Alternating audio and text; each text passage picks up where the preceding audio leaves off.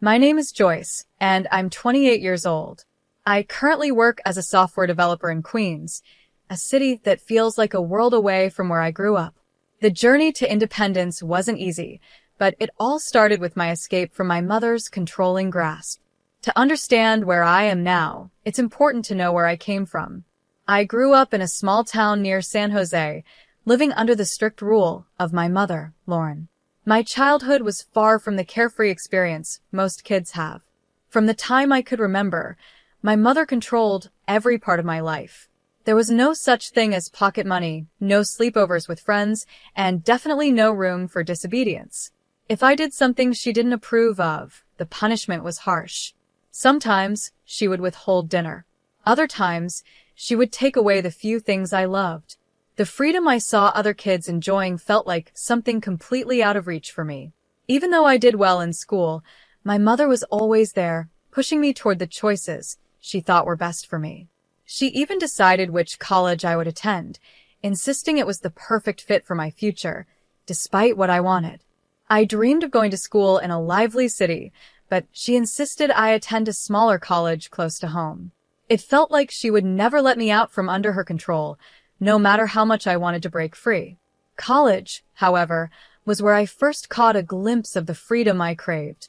For the first time, I was able to make some decisions on my own. And after graduation, I grabbed the chance to move to Queens. I got a job at a well-known tech company, and for the first time in my life, I felt like I was living for myself. I found a small but cozy apartment not too far from downtown. It wasn't much, but it was mine, and that little space felt like a fortress of independence. Life in Queens was a refreshing change. I took delight in the simplest things: walking to work, choosing my own groceries, and deciding my own schedule. Those small freedoms meant the world to me after years of being under my mother's thumb. For the first few months, everything felt perfect. But then strange things started happening. It was subtle, at first random phone calls with no one on the other end, odd messages that didn't make sense. Nothing concrete, but enough to make me uneasy. I tried to brush it off, telling myself I was just being paranoid after years of overcontrol. Then one evening there was a knock on my door. It was my neighbor, Mr. Paul. He's a graphic designer, a bit older than me, with a kind and gentle demeanor. He's always been polite whenever we crossed paths. "Joyce, can I talk to you for a minute?" he asked, his voice carrying a tone of concern. "Sure, Mr. Paul. What's going on?" I replied, feeling a small knot of anxiety form in my stomach. I replied, doing my best to hide the nervousness creeping into my voice. Mr. Paul looked genuinely worried. "I just saw someone acting suspiciously near your apartment," he said, his brow furrowed. "I thought you should know. They might be trying to get inside." My heart started pounding. I hadn't noticed anything strange myself, but the thought of someone trying to break in made my stomach churn. "Are you sure?" I asked, trying to sound calm. "It could have been someone just passing by." "I'm positive," he insisted, his tone firm. "I think you should check it out." With my mind racing, I unlocked my apartment door and stepped inside. At first glance, everything seemed normal, but my anxiety was through the roof. Just as I was about to take a deep breath and relax, something caught my eye: a purse sitting on the table. It wasn't mine. I knew that instantly. It was a sleek, expensive designer purse, the kind I would never buy for myself. It looked so out of place in my apartment. Panic gripped me as I quickly thought about calling the police, but then something stopped me. Inside the purse, I noticed a folded note. My hands trembled as I reached for it, my heart racing even faster. Slowly, I unfolded the note, and my breath caught in my throat as I read the words. "I'm sorry, Joyce. I had to come. I've been watching you. I needed to know if you were okay." It was from my mother. I stared at the note in disbelief. My mother, Lauren, had been in my apartment. My emotions flipped from shock to anger in an instant. How had she found me here? How long had she been watching me? I felt a surge of betrayal course through me. My mind was swirling with questions when I remembered the purse. It had been a gift from her, one of the many gifts she had sent me over the years. At the time, I hadn't thought much of it, but now it all made sense. She must have hidden a tracking device inside the purse. All this time, she had been monitoring my every move without my knowledge. I felt sick. I turned to Mr. Paul, who had followed me inside. His face showed nothing but sympathy as he realized what had happened. My mother, I began, my voice shaky. She's been tracking me. She must have put a device in this purse. I can't believe she would invade my privacy like this. Mr. Paul's expression softened, and he gently placed a hand on my shoulder. I'm so sorry, Joyce. That's a huge violation of your trust. You don't deserve this. Tears welled up in my eyes, but I blinked them away. I need to confront her, I said, my voice gaining strength despite the turmoil I felt inside. She has no right to do this to me. In that moment, I knew I had to act quickly. This wasn't just a minor breach of trust. It was a pivotal moment. I had spent years trying to escape my mother's control, and now I was faced with the ultimate test. Would I let her continue to manipulate me, or would I finally stand up for myself and take full control of my life? A mixture of fear and determination filled me as I started making plans to confront her. I knew it wouldn't be easy. Facing my mother would be one of the hardest things I had ever done, but I had no choice. If I wanted to be truly free, I had to break away from her influence once and for all. The freedom I had worked so hard to build in Queens suddenly felt like it was slipping away, but I wasn't going to let that happen. This was my life now, and I needed to protect it. The discovery of the hidden tracking device had shaken me to my core, but it also strengthened my resolve. This was my chance to take control of my future, no more living in her shadow. With every passing moment, my anger and resolve grew stronger. I had escaped her once, and I was determined to do it again, this time for good. I couldn't believe Lauren had crossed such a line.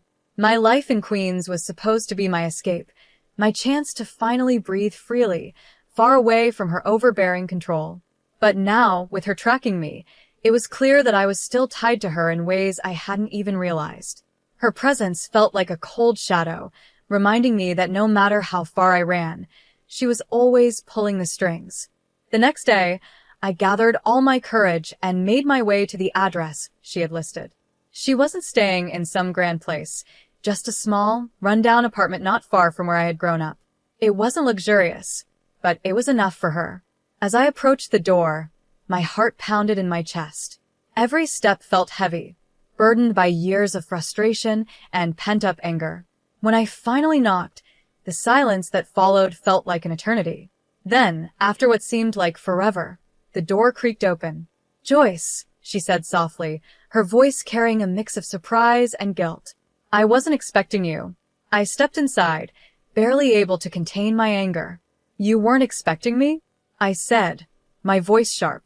"You've been tracking me with a hidden device, and now you're surprised?" Her face paled, and she shifted uncomfortably. "I just wanted to make sure you were safe," she stammered. "I didn't mean to invade my privacy." I cut her off, my voice trembling with fury. "You've been following my every move, Mom. This isn't about safety. This is about control. You've never let me live my own life." Her eyes filled with tears, but she remained defensive. "I've done it all for you," she insisted, her voice shaky. "I was just trying to keep you close, to help you." "Help me?" I nearly shouted, my frustration boiling over. "By suffocating me? By deciding everything for me?" I'm 28, Mom. "I'm an adult. I need to live my own life." Tears began streaming down her face, but the walls she had built around herself remained firm. "I'm sorry, Joyce," she whispered. "I didn't know how to let go. I've made mistakes, but I didn't know how to fix them." I stared at her, my emotions swirling in a confusing mix of pity and frustration. "You're not just apologizing for tracking me," I said, trying to keep my voice steady. "You need to understand how deep your control has gone. It's not just this one thing, it's everything." And that's when she revealed something I hadn't expected. "I've been struggling financially," she confessed, her voice barely audible. "I wanted to ask you for help, but I didn't know how."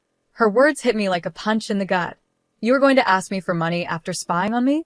I asked, disbelief and anger swirling inside me. Lauren nodded, her eyes filled with shame.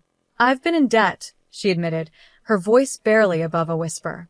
"I've spent more than I should have, and I thought maybe if I kept an eye on you, I could figure out a way to fix things." A cold rage built inside me. You've been spying on me to figure out how to get money from me? I said, my voice icy. That's despicable. You've manipulated and controlled me for years, and now you want to use your invasion of my privacy to solve your own problems. She tried to reach out to me, her hands trembling. Joyce, please, she begged. I didn't mean for things to get this way. I took a step back, feeling the weight of everything crashing down on me. All the years of control, all the time she had made me feel small and powerless, it was all coming to a head now. I wanted to scream, to yell, to make her understand the damage she had done. But instead, all I could feel was a deep, aching sadness. This isn't just about the money, Mom, I said quietly, my voice strained. It's about the way you've treated me, the way you've never let me be my own person. You don't understand what you've done to me. Lauren stood there, tears streaming down her face, but I could see that the defensive wall she had always kept up was starting to crumble. For the first time, I saw her not as the controlling figure who had dominated my life, but as someone who was deeply flawed and lost in her own way. Yet, despite that, I knew I couldn't let her continue to manipulate me. I need space, I said finally, my voice firm. I need to figure out my life without you constantly hovering over me. I can't keep living like this. She nodded, her face crumpled with regret, but I could tell she didn't know how to fix what she had broken. And maybe she never would. As I walked out of that apartment, a weight lifted off my shoulders. It wasn't easy, but I knew this was the first real step toward reclaiming my life. For the first time in a long time, I felt like I was finally breaking free from the grip she had held on me for so many years. This wasn't just about privacy or money, it was about my future, and I was ready to take control of it once and for all. I'm sorry. My mother's words felt hollow, like she was saying them out of habit, not because she truly meant them. I shook my head, feeling the weight of the years of manipulation pressing down on me. I can't do this anymore, Mom, I said firmly, my voice trembling with emotion. I can't keep letting you control my life, even from a distance. Leaving her apartment, a flood of emotions overwhelmed me: sadness, anger, and a strong sense of determination. I knew deep down that the only way to truly reclaim my life was to cut all ties with her. This wasn't just about the tracking device or her attempt to ask for money. It was about breaking free from years of emotional control, from a childhood and adulthood shaped by her manipulations. As soon as I got back to my apartment, I sprang into action. I knew that if I didn't make changes now, I would never break free from her hold. The first thing I did was get a new phone. I didn't trust that my current number or device hadn't been compromised in some way. I also installed additional security measures throughout my apartment: new locks, cameras, anything that could prevent another invasion of my privacy. I wasn't taking any chances. I then made a bigger decision. It was time to leave this apartment and find a new place to live, somewhere far away from her reach. I started looking for a new place that would give me the fresh start I needed, but it didn't end there. I contacted a lawyer to begin the process of legally separating myself from her. I needed to take every step necessary to make sure she had no control over any part of my life, even legally. Each of these steps filled me with both relief and heartache. I had longed for this freedom for so many years, but now that I was finally taking the steps to claim it, the cost was higher than I'd expected. It wasn't just about moving on from my mother's control, it was about rebuilding myself. I had to rediscover who I was outside of her influence, to find my own sense of autonomy and self-worth. As I began packing up my belongings and preparing for the move, Mr. Paul became a surprising source of support. He offered to help with the logistics and, more importantly, he provided a kind ear during some of my toughest days. We spent more time together, and his steady presence became a small comfort in the middle of the chaos I was navigating. I hadn't expected to rely on him, but his kindness made everything a little more bearable. However, the battle was far from over. The more I distanced myself from Lauren, the more I realized just how deeply her manipulation had affected me. It wasn't just about what she had done recently. Her influence had shaped the way I viewed relationships and trust in general. I was beginning to see how her actions had controlled every aspect of my life, from the smallest decisions to the biggest moments. Confronting my mother was only the first step. I knew I had a long journey of self-discovery and healing ahead of me. It was daunting, but at the same time, I knew it was necessary. For years, I had been living in the shadow of her control, and now I was finally stepping out of it. The struggle for my independence had only just begun, and I had to prepare myself for the challenges that lay ahead. In the days following my confrontation with Lauren, everything became a blur of activity and emotions. I finally moved into a new apartment, far from the small town near San Jose, where I had spent my childhood. My new place felt like a fresh start. It was modern and bright, with big windows that let in streams of natural light, a stark contrast to the cramped spaces I had known before. It was the kind of place where I could begin to feel like I had control over my own life, where I could breathe freely without the weight of my past pressing down on me. But even as I settled into my new surroundings, the emotional burden of everything that had happened still lingered. Moving into this beautiful apartment was a huge step forward, but the scars from years of manipulation didn't just vanish. I knew it would take time to heal. The path to independence wasn't just about changing my location, it was about changing my mindset, letting go of the emotional chains that had bound me for so long. With each passing day, I felt a little stronger, a little more sure of myself. I was finally carving out my own life, on my own terms. And even though the road ahead was still filled with challenges, I knew that I had taken the first step toward true freedom. This was the beginning of my journey, and for the first time in a long time, I felt like I was in control of my own story. I had lived in cramped, small spaces before, but this new apartment felt like a whole new world. As I unpacked my belongings, I was filled with a strange mix of excitement and apprehension. There was something soothing about the process of unpacking, giving me the chance to reflect on everything I had been through. But as I pulled out each item from the boxes, I was reminded of how deeply Lauren had intruded into every corner of my life.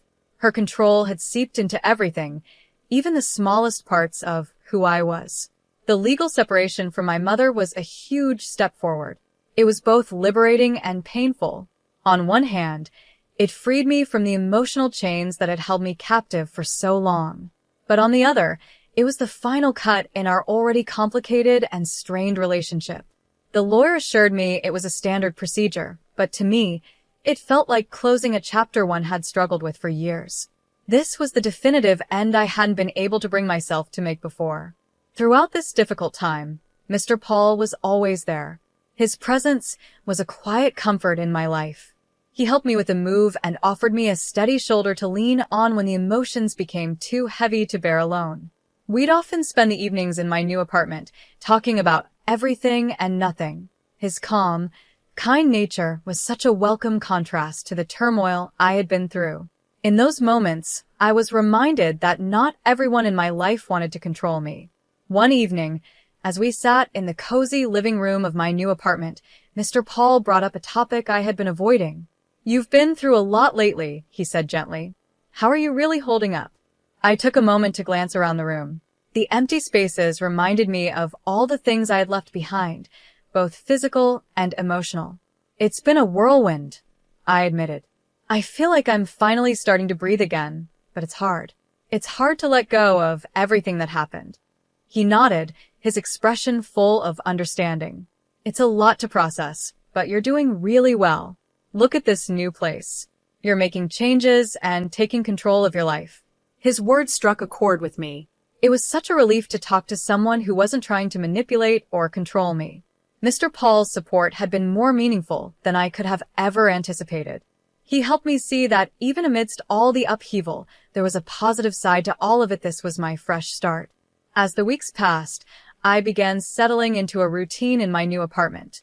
I threw myself into personal projects I had neglected for years, things that made me happy and allowed me to finally express myself without fear of judgment or control.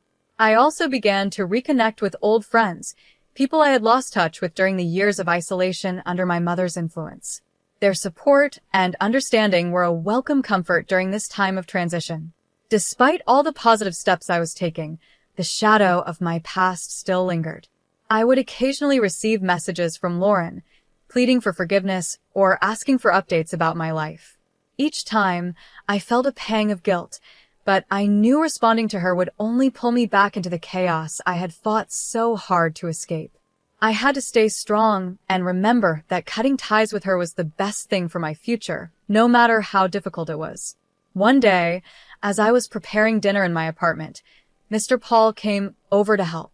We were casually chatting about my new job when, out of nowhere, he asked, "Do you ever think about what's next for you? Beyond just getting away from all of this?" I paused, the question catching me off guard. I hadn't thought much beyond escaping my mother's control. "I'm still figuring that out," I admitted. "I've been so focused on just getting away from my mother and her control that I haven't really thought about what comes after." Mr. Paul smiled softly. "That's understandable. But now that you've taken such a huge step, you've got all the freedom to think about what you want for your future." His words stayed with me long after that conversation. I had spent so much of my life just trying to break free, trying to get out from under the weight of Lauren's control, that I had never truly allowed myself to dream about what came next. Now, for the first time, I was in a position to do that. I knew the road ahead wouldn't be easy. There would be bumps, and there would be moments when I questioned everything. But I was finally in control of my own life, and that was something worth celebrating. The new apartment wasn't just a place to live, it was a symbol of everything I had worked for, of the independence I had fought so hard to achieve. As I stood in my new space, looking out at the city beyond, I felt a sense of calm wash over me. I was finally free to live my life on my own terms. The future was wide open, and for the first time in a long time, I was excited to see where it would take me. I hadn't really thought much about what I wanted my life to look like now. Mr. Paul smiled gently and said, "It might be worth thinking about what you want for yourself, not just what you're trying to escape. You've made such a big step, so what do you see for your future?" His words struck a chord with me. I realized I had been so focused on getting away from my past that I hadn't spent any time thinking about what I wanted moving forward. The idea of building a future based on my own choices was both exciting and a little scary. That evening, sitting alone in my new apartment, I started to think about the future.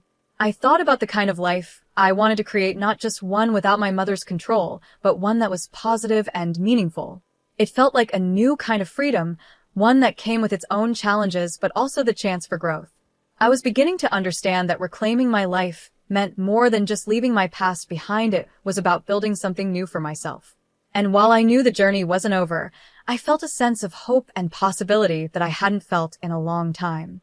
As the weeks turned into months, I began to feel cautiously optimistic.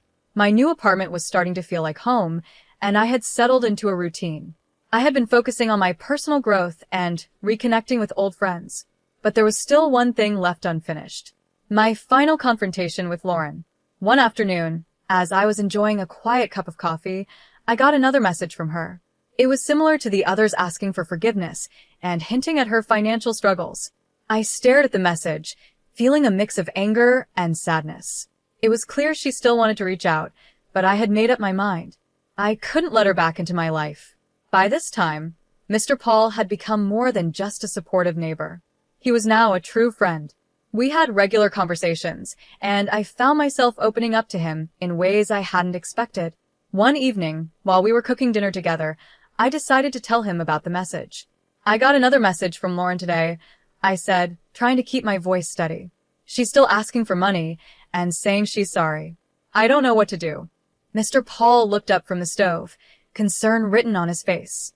"You've already done so much to protect yourself.